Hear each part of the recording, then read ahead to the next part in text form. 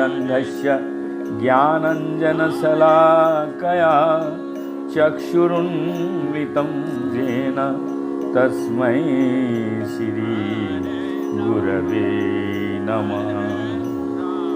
मैं घोर अज्ञान के अंधकार में उत्पन्न हुआ था और मेरे गुरु ने अपने ज्ञान रूपी प्रकाश से मेरी आंखें खोल दी। मैं उन्हें सादर नमस्कार करता हूँ।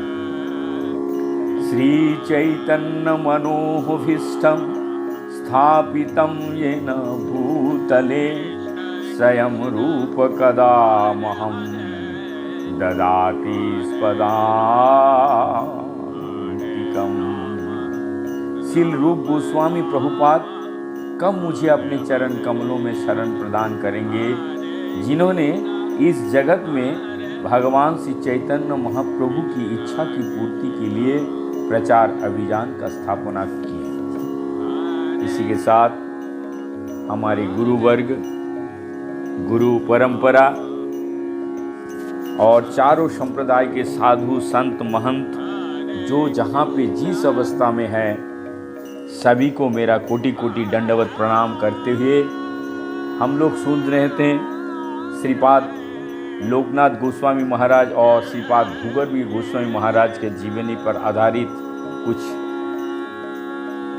गौरांग महाप्रभु के आदेश अनुसार वो वृंदावन आए हैं। वृंदावन की तीर्थ का खोज कर रहे हैं, कहाँ कहाँ तीर्थ खोजे हैं। आज हम सुनेंगे उनकी दक्षिण यात्रा के कुछ अंश। जब वृंदावन में रहते थे तभी कुछ ही दिन के बाद संवाद मिला कि महाप्रभु ने संन्यास ले लिया है। नाम हुआ श्री कृष्ण चैतन्य और उनके वृंदावन आने का 2 ही मास बाद तीर्थ दर्शन के बहाने प्रेम धर्म का प्रचार करने के लिए दक्षिण में चले गए। यहाँ ध्यान से सुनिएगा, एक शब्द आया है प्रचार और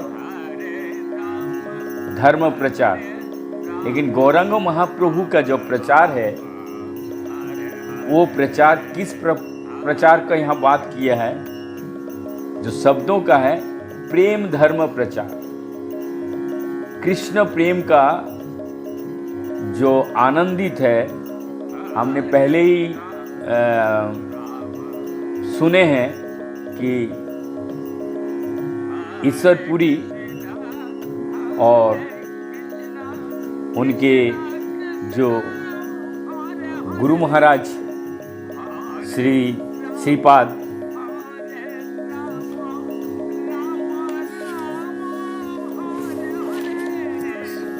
माधवेंद्र पुरी जी का जो हम लोग प्रेम के विरह के बारे में जाने थे, सुने थे, तो यहाँ पर स्पष्ट रूप से लिखते हैं कि प्रेम धर्म का प्रचार के लिए दक्षिण भारत में चले गए। सन्यासी श्री कृष्ण चैतन्य महाप्रभु के रूप महाप्रभु के दर्शन करने के वो व्याकुल हो उठे। वृंदावन के कार्य कुछ दिन के लिए स्थगित कर चल दिए दक्षिण भारत की ओर। ये उनका प्रेमानंद उन्माद ही था जो उन्हें दक्षिण ले गया। इतने बड़े दक्षिण भारत में घूमते फिरते महाप्रभु को पा सकना क्या संभव था? एक एक कर सारा तीर्थ उन्होंने ढूंढ डाला, पर महाप्रभु कहीं नहीं मिले। महाप्रभु 2 वर्ष दक्षिण भारत के भ्रमण कर पुरी लौट गए। 2 वर्ष पुरी में रहकर वृंदावन की यात्रा की चल पड़े, पर गौड़ से आगे ना जा सके। रामकेली में रूप सनातन को आत्मसात कर पुरी लौट गए। दूसरे वर्ष सन 1514 में झारखंड के जंगल में होते हुए वृंदावन गए। प्रेमो उन्मत्त अवस्था में समस्त ब्रज भूमि को प्रेमाश्रुति से अभिषेक्त किया। प्रेमाश्रुओं से, प्रेमांजलों से वो अभिषेक किया। राधा कुंड, श्याम कुंड का उद्धार किया। तब श्रीपाद लोकनाथ और श्री भूगर्भ गोस्वामी जब दक्षिण से लौटकर वृंदावन आए, उन्हें पता चला कि महाप्रभु अभी कुछ ही दिन हुए हैं वृंदावन आकर लौट गए। वो फिर पागल की तरह चल पड़े वृंदावन की से मार्ग में कहीं उनका दर्शन मिलने की आशा लेकर। बड़ा आश्चर्य विचित्र है। ध्यान से सुनिएगा।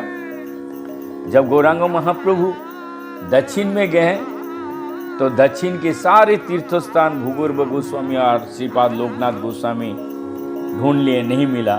और वो दक्षिण से चलकर जब वृंदावन आए, तब वृंदावन आकर के फिर जब चल गए, तब उनको पता लगा। फिर वो लोग भी वृंदावन आए, लेकिन दक्षिण में। वह फिर पागल की तरह चल पड़े वृंदावन मार्ग से। तब कुछ ही दूर जाकर मार्ग से लोकनाथ को स्वप्न में महाप्रभु के सन्यासी रूप में दर्शन हुए।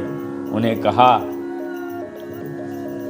তোমারো নিকটে নিরন্তর আছি আমি, বৃন্দাবন হইতে কোথা না যাইবে তুমি। तुम्हार निकट, मैं तुम्हारे साथ हूँ, फिर वृंदावन छोड़कर जाने का क्या प्रयोजन है। वृंदावन छोड़कर कभी कहीं नहीं जाना। महाप्रभु के स्वप्न में दर्शन कर उनके मृदु मधुर वाणी सुन लोकनाथ अस्वस्थ हुए। भूगर्भ के साथ वे ब्रज लौट आए हैं। तब से फिर ब्रज छोड़कर कहीं नहीं गए। ब्रज में छत्रवन के निकट उमराव ग्राम में एक किशोरी कुंड नाम का एक कुंड है। कुछ ही दिन उसके निकट एक निर्जन स्थान में तमाल वृक्ष के नीचे रहकर लोकनाथ भजन करते रहे। कुंड में राधा विनोद नाम के सुंदर श्री विग्रह ना जाने कब से जलमग्न थे। भक्त के निकट आया देखकर उनके प्राण आनंद से थिरक उठे। उसको प्रेम सेवा के लोभ ने उन्हें बेचैन कर दिया। इधर लोकनाथ गोस्वामी का मन में भी इच्छा जागी सी विग्रह रूप में इष्ट की सेवा करने की। फिर क्या था, अंतर्जामी राधा विनोद ने अवसर जान एक विचित्र लीला की। उन्होंने एक मनुष्य के रूप में धारण किया और राधा विनोद जी का शिव विग्रह के रूप में अपने आप को लेकर चल पड़े लोकनाथ गोस्वामी के पास। उनके निकट जाकर बोले, महाराज, ये मेरे ठाकुर राधा विनोद है। मैंने बहुत दिन इनकी सेवा की। अब मैं वृद्ध हो गया हूँ, मुझे इनकी सेवा नहीं होती। आप इनका सेवा किया कीजिए। लोकनाथ अवाक हिष्ट की अहेतु की कृपा के अनुभव कर उनके प्राण रो दिए। राधा विनोद की छाती से लगाकर वे अपने साधु बुद्ध अपने सारे खोए शुद्ध बुद्ध खो बैठे और उन्हें अभिशक्ति करते रहे।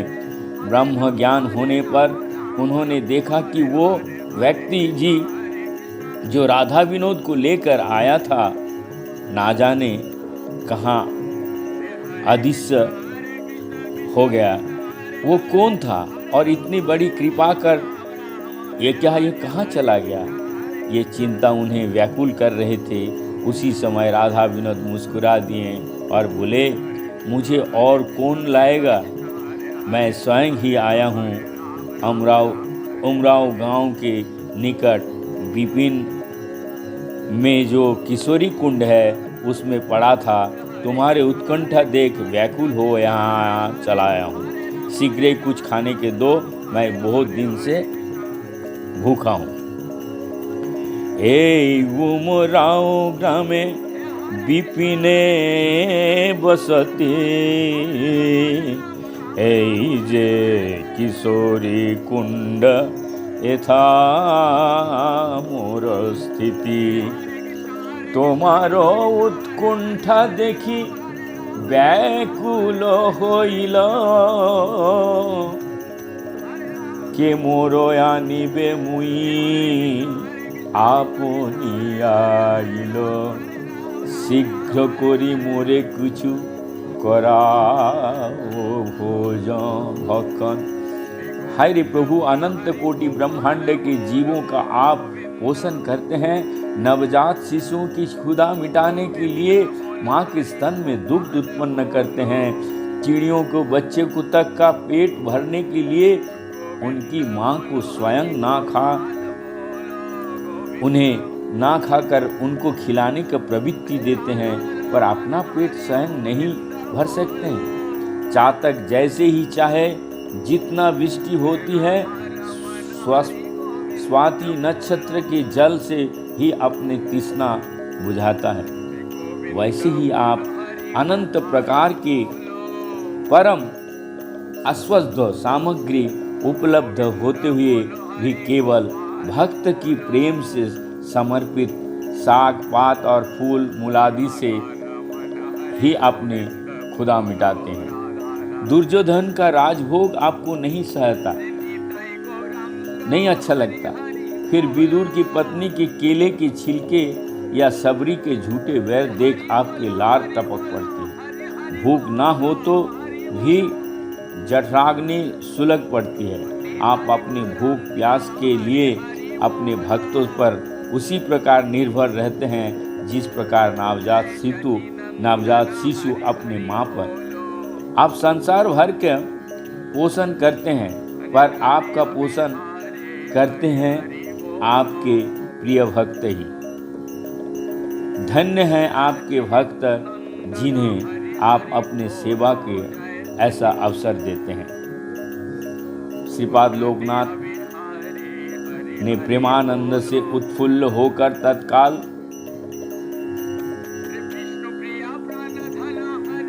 तत्काल दास बनकर राधा विनोद की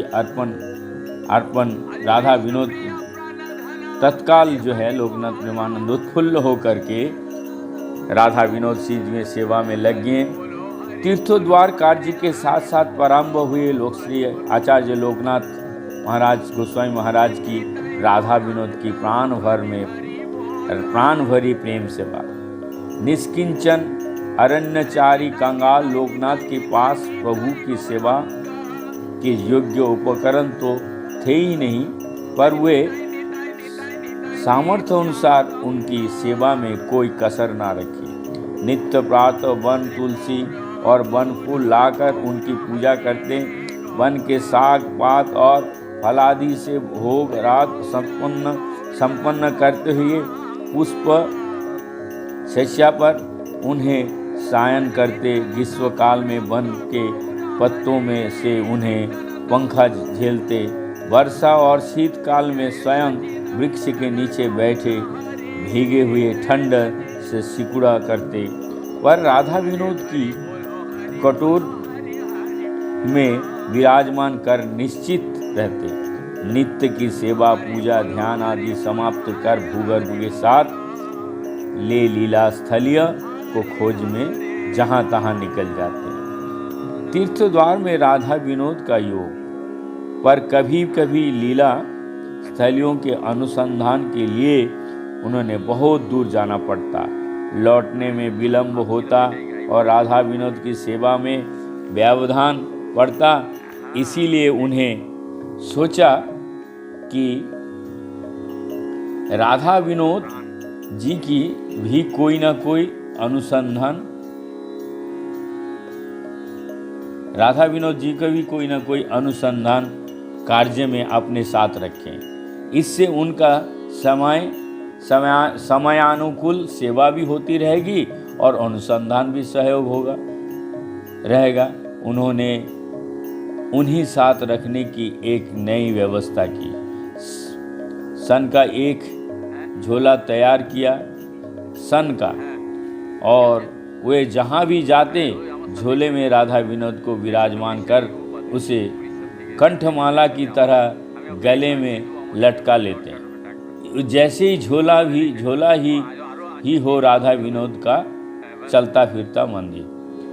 शीघ्र करिया की झोला निर्माण करिला, राधा विनोदेर जेन मंदिर हইলা। परमय अद्भुत रूप झोला हईल आला अनुक्षण बक्षे राखे जेन कंठमाला। राधा विनोद लोकनाथ की सेवा से इसका जो मीनिंग समझ गए हैं, ये हर टाइम अपने गले में लटका कर एक झोला बना करके राधा विनोद जी को रखते थे। राधा विनोद लोकनाथ की सेवा से बहुत प्रसन्न हुए। उन्होंने झोले में ही अपना भक्त का हृदय से सट कर रहने में जो सुख मिलता वो वैकुंठ के रत्न जड़ित सिंहासन और सज्जा में भी ना मिलता। लोकनाथ की वैराग्य और सेवा निष्ठा को देख वन के आदिवासी उनकी ओर आकर्षित होने लगे। वह उनके ठाकुर की सेवा के लिए फल मूल ले आते। उन्होंने उनसे ठाकुर की सेवा के लिए एक पूर्ण कुटी भी बना दिया। आग्रह किया पर उन्हें कहा, मेरे ठाकुर को कुटिया की आवश्यकता नहीं, मैं जैसे वनचारी हूँ वैसे ही वो ही वनचारी हैं। यदि ऐसा ना होता तो मेरे पास आता ही नहीं। श्रीपाद लोकनाथ वैराग्य और सेवा निष्ठा का वर्णन भक्ति रत्नाकर में इस प्रकार पाया जाता है, जैसे हुल मूल साकयन्न जबे जामिल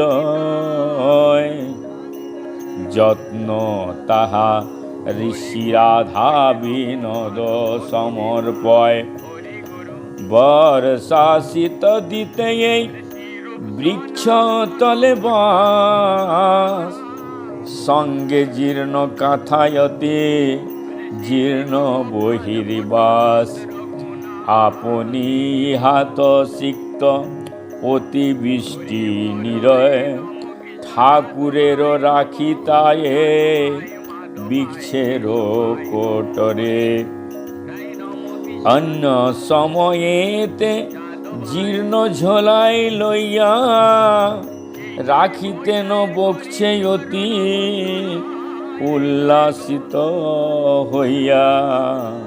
कहते हैं कि राधा विनोद जी ने तीर्थ अनुसंधान के कार्य में लोकनाथ की बड़ी सहायता की। जो भी हो, इससे संदेह नहीं कि श्री चैतन्य महाप्रभु द्वारा आदिष्ट इस कार्य में उन्हें अभूतपूर्व सफलता मिली। श्री नारायण भट्ट ने श्री ब्रज भक्ति विलास ग्रंथ में लिखे हैं कि उन्हें सब मिलकर 333 वन और तीर्थ का आविष्कार किया। इस ग्रंथ से लोकनाथ की कार्य क्षमता का ठीक ठीक पता चलता है। अब हम कल सुनेंगे कि तीर्थ द्वार में रूप सनातन की जोग उनके साथ कैसा हुआ, किस तरीके से वो तीर्थ स्थान का कितना जोग रहा सनातन तथा रूप गोस्वामी, सनातन गोस्वामी का। इसी के साथ साथ सभी लोग दोनों हाथ खड़े करके बोलिए हरि बोल हरे कृष्ण कृष्ण कृष्ण हरे हरे, हरे राम राम राम हरे हरे।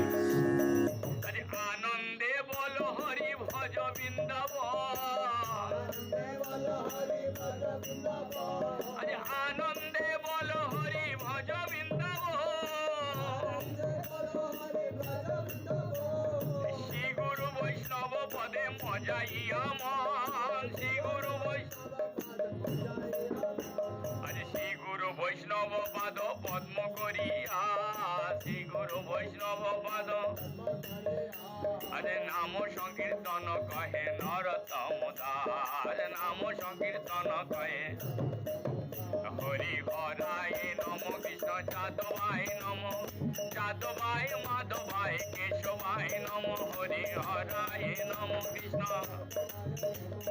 যাদবায় মাধবায় हरि गोपाल गोविंद राम श्री मधुसूदन गोपाल गोविंद राम हरि गिरिधारी गोपीनाथ मदन मोहन गिरिधारी हरि निताय गौरांग हरि हरि बोलो।